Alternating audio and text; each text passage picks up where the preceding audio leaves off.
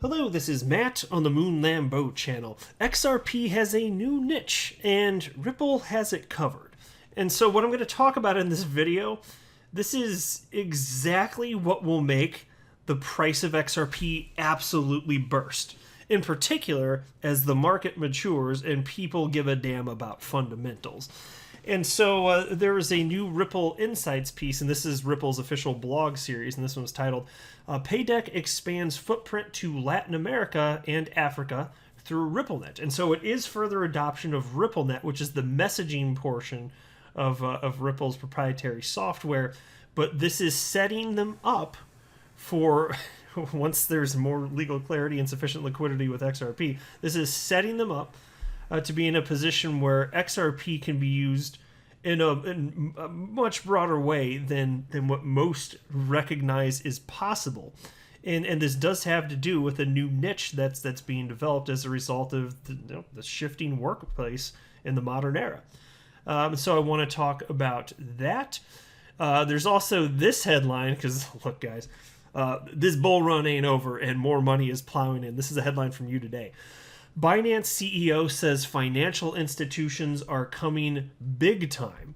And then at the end of the video, I'm going to cover this because it just kind of made me chuckle a little bit. And I'm pro-Bitcoin, so it's if you're thinking I'm anti-Bitcoin, and that's why, no. I hold Bitcoin, I want it to do well, and I suspect it will for the foreseeable future. But look at this headline from Cointelegraph. Protesters burn Bitcoin ATM as part of demonstration against El Salvador president. And so El Salvador, of course, they have officially adopted Bitcoin as legal tender within the country, the first country on the planet to do so, and they done lit the ATM on fire. So looks like there's a certain segment of people in that country that are not too pleased about this. Look, I want to be clear, I do not have a financial background of any kind. I am not offering financial advice, and you definitely should not buy or sell anything because of anything that I say or write. I'm just an enthusiast who enjoys making YouTube videos about crypto-related stuff, but just as a hobby, just for fun.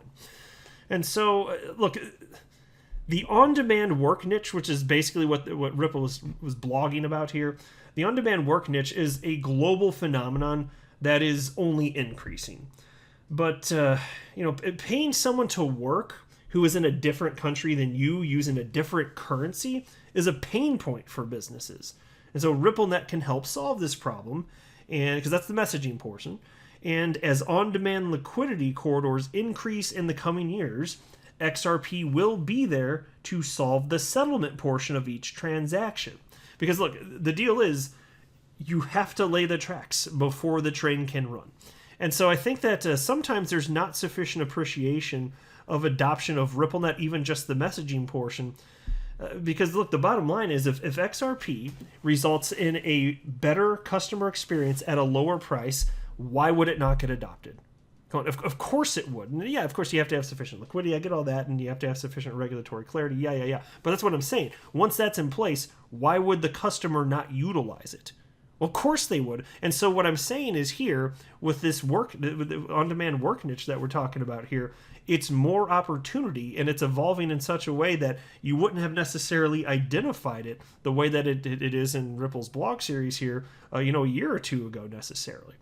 And so eventually there will be a burst of on-demand liquidity adoption, which means there will be a huge increase in adoption and usage of XRP because XRP is required for on-demand liquidity.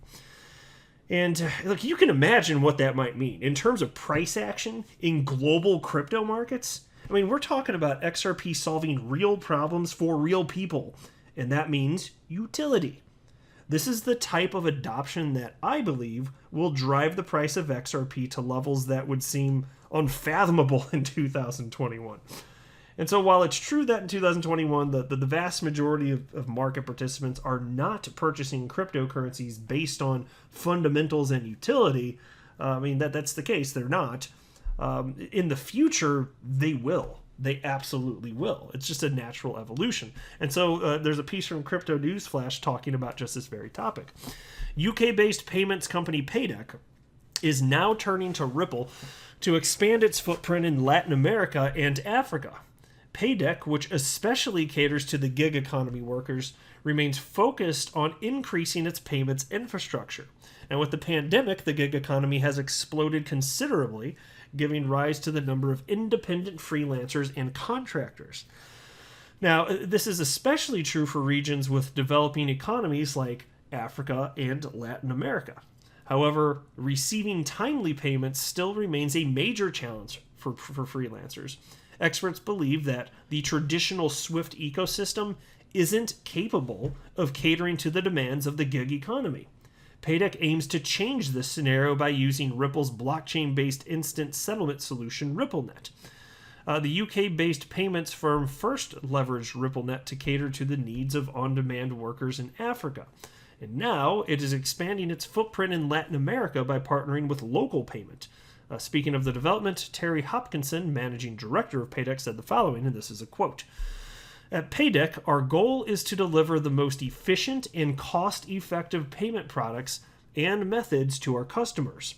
Our 2 new connections with Ripple in Africa and Latin America marks another milestone in building additional local payment rails and the payment technology infrastructure for our clients and partners. The ability to provide fast payment delivery and a broad array of payment options is vital to our clients' financial stability.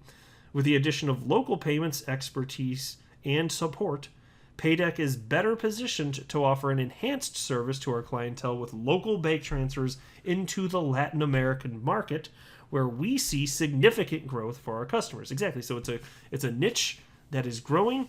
Right now, RippleNet is helping with the messaging portion of this, and eventually, you just wait, the world over, XRP will be used as a bridge currency, because it's the best solution available. It will be at scale anyway. I mean, technically, so on-demand liquidity, to clarify, yes, it's at scale. It's more like where are the tracks laid, which is to say what corridors are open. And there are only a handful of corridors open right now, but this is just the beginning.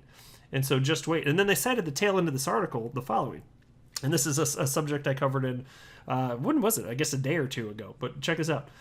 Recently, a Goldman Sachs expert also noted that Ripple has the potential to transform the online payments industry. The expert noted that once Ripple settles its score with the SEC, XRP will get larger acceptability in online payment systems. And I think that's certainly true. The regulatory problems are holding things back in certain parts of the world. Not everywhere, but certain parts of the world. But adoption keeps on continuing. And we take a look at this headline from you today. Binance CEO says financial institutions are coming big time. So crypto adoption absolutely continuing, and XRP is just not going away. Even if Ripple went away, the blockchain would persist, and people are using XRP for other stuff. So XRP is not going away, my friends. Binance CEO Changpeng Zhao, or CZ for short, recently told the South China Morning Post that financial institutions are coming big time. And that's a quote. Big time is the quote. The largest crypto exchange has seen an increasing number of institutional investors, according to Zhao. The Binance boss adds that traditional financial service firms and traditional venture capital investors are joining the cryptocurrency space. And here's a quote. They are not moving all of their money 100% right away, but they are looking into it. And so CZ predicts that crypto may have many use cases that were unimaginable before.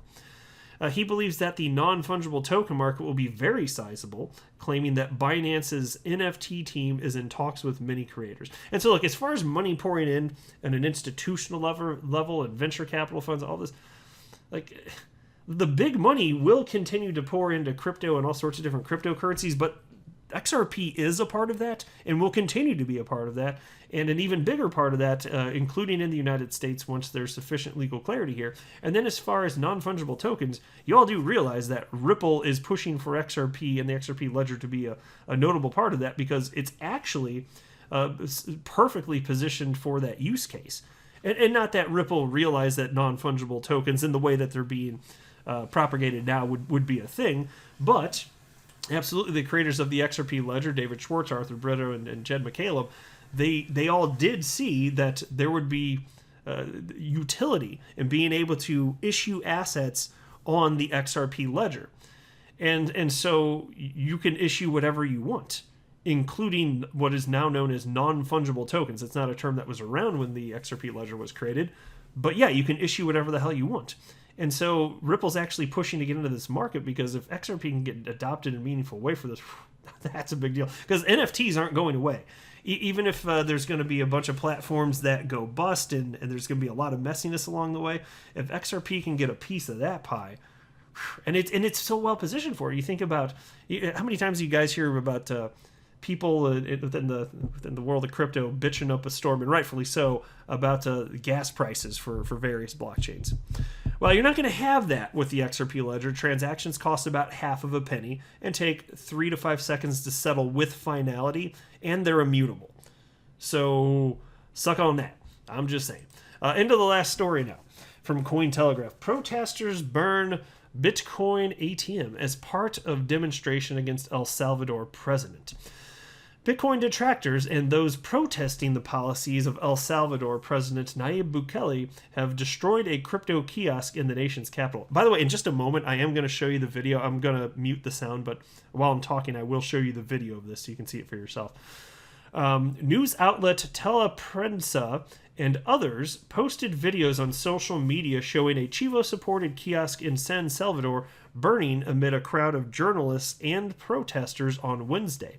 The Bitcoin machine, one of many arranged by the El Salvador government since its acceptance of the cryptocurrency as legal tender in the country, could be seen defaced with anti-Bitcoin logos and a sign saying, "Democracy is not for sale." Okay, so very clear that there's a certain segment of the populace that is not thrilled with Bitcoin being jammed down their throats. So I don't know how this is all going to ultimately end. I like broad adoption of Bitcoin and crypto in general. But again, clearly here, people not so thrilled. And so here's the video of the Bitcoin ATM on fire right there. It's playing without sound. You don't really need the sound for this, frankly. It's burning nice. Just gather around the fire, children. It's story time with Uncle Moonnambo, right? You can just hope you brought your marshmallows. You can put them on the end of a stick and just roast them right there on the Bitcoin ATM. It's going to be a good time. It's a good time for everybody. What a fun, family-friendly event that is. So anyway, San Salvador Mayor Mario Duran said city workers had pulled out of the area after receiving threats, but planned to return later this afternoon.